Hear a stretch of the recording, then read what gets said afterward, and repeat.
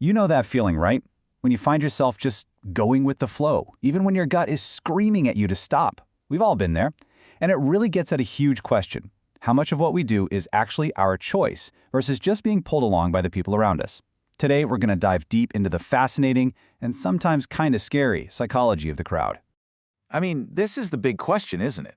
Are we these super rational individuals making our own decisions, or are we more like a school of fish, just turning all at once without a single thought?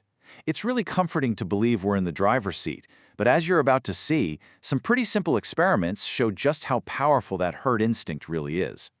Okay, so let's start with a force you've almost definitely felt but have never actually seen. It's this invisible pull that can literally create a crowd out of nothing and make us question what we're seeing with our own two eyes. And it all kicks off with something incredibly simple, just looking up.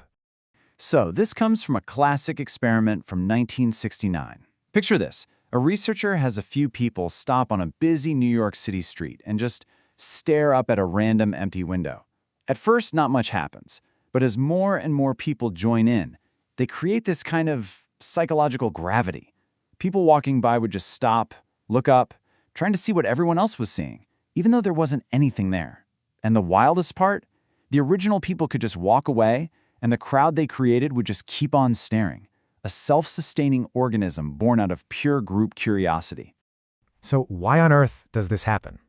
Well, it's a mental shortcut, a little life hack our brain uses called informational social influence. Our brains are fundamentally wired for survival. I mean, for our ancient ancestors, ignoring a crowd of people looking up into a tree could mean you miss the saber-toothed tiger sitting there. That's a fatal mistake. So we've got this little rule of thumb programmed into us. Hey, if a bunch of people are doing something, they probably know something I don't. We just want to be right, and we instinctively trust that the group knows best. All right, so following the crowd makes sense when we're not sure what's going on. But what happens when the crowd is obviously, totally, undeniably wrong? This is where things get really wild, and it brings us to one of the most famous experiments in the history of psychology. So back in the 1950s, a psychologist named Solomon Asch set up this brilliantly simple test. He'd put a volunteer in a room full of actors and show them a card like this. All they had to do is say which line on the right matched the line on the left. The answer is painfully obvious, right? It's B. And for the first few rounds, everyone says B. It's all good. But then, the actors all start confidently giving the wrong answer. And the results were just staggering. Get this, a full 75% of the real participants knowingly gave the wrong answer at least once, just to fit in with the group. Can you just imagine being in that room? Your eyes are telling you one thing, but the social pressure to conform is so intense that you actually betray your own senses.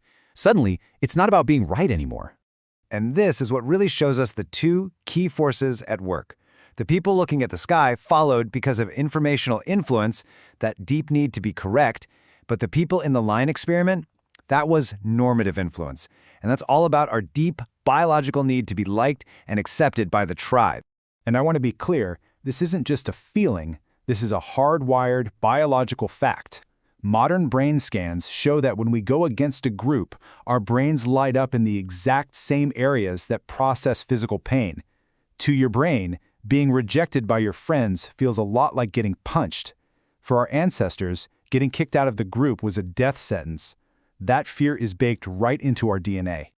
Now, this powerful need to conform can have some really dangerous, even deadly, consequences. Because sometimes, the easiest, safest thing to do when you're in a crowd is absolutely nothing.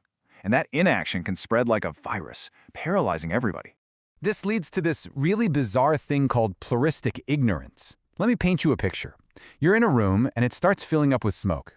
Your first instinct is to panic, but you look around and nobody else is reacting. So you think, okay, they must know something I don't. Maybe it's not a big deal. But here's the twist. Every single other person in that room is looking at you and thinking the exact same thing. The group creates this dangerous illusion of safety just because no one wants to be the first one to freak out. The real data from that experiment is just shocking. When a person was in the room alone, 75% of them reported the smoke almost immediately. But when they were in a room with other people who were pretending nothing was wrong, that number plummeted to just 10%. 10! The group's inaction literally changed reality. Smoke didn't mean fire anymore. And this all feeds into the famous bystander effect. If one person sees an emergency, they feel 100% of the responsibility to act. But if 50 people see it, each person subconsciously thinks, I'm only about 2% responsible. That urgency just gets diluted across the crowd, and you get this lethal paralysis where everyone assumes someone else is going to step up. So what do you do if you're ever in an emergency and need help? How do you break this spell? You can't just shout, "Someone call 911." You have to shatter the anonymity. You point at one person, you in the green hoodie, call 911 right now. By singling them out, by giving them a direct command, you destroy that diffusion of responsibility. You turn a passive bystander into an active helper. Now, all these principles might sound like they're from some old, dusty textbook, but they are more relevant today than they have ever been. Because now, the biggest, most powerful crowd isn't on the street, it's right in our pockets. The digital mob is crowd psychology on steroids. Anonymity means we shed our personal sense of responsibility. Algorithms connect us, and they are designed to force-feed us the most emotional, most polarizing stuff to keep us engaged. We're rewarded for agreeing with the group with a literal dopamine hit from likes and retweets. And if we disagree, we get attacked or ignored, which, remember, triggers that same pain response in our brains. It's a perfect storm. And what's truly stunning to me is that this isn't a new problem. A journalist named Charles Mackay wrote this all the way back in 1841, long before the internet was even a dream. He already knew that crowds are powerful amplifiers and that they can easily turn reason into madness. So is the crowd just bad? Is the only answer to become a hermit and live in the woods? Well, not necessarily, because the crowd holds a fascinating paradox. It can be both incredibly foolish and brilliantly wise. Take this amazing story from 1906. A scientist went to a country fair where there was a contest to guess the weight of an ox. He collected all 800 guesses, from expert cattle butchers to total amateurs. The ox's actual weight was 1,198 pounds. You know what the average of all 800 guesses was? 1,197 pounds. It was off by a single pound. The crowd as a whole was more accurate than any single expert in it. This is the wisdom of crowds. So what's the crucial difference here? When is a crowd smart and when is it a mad mob?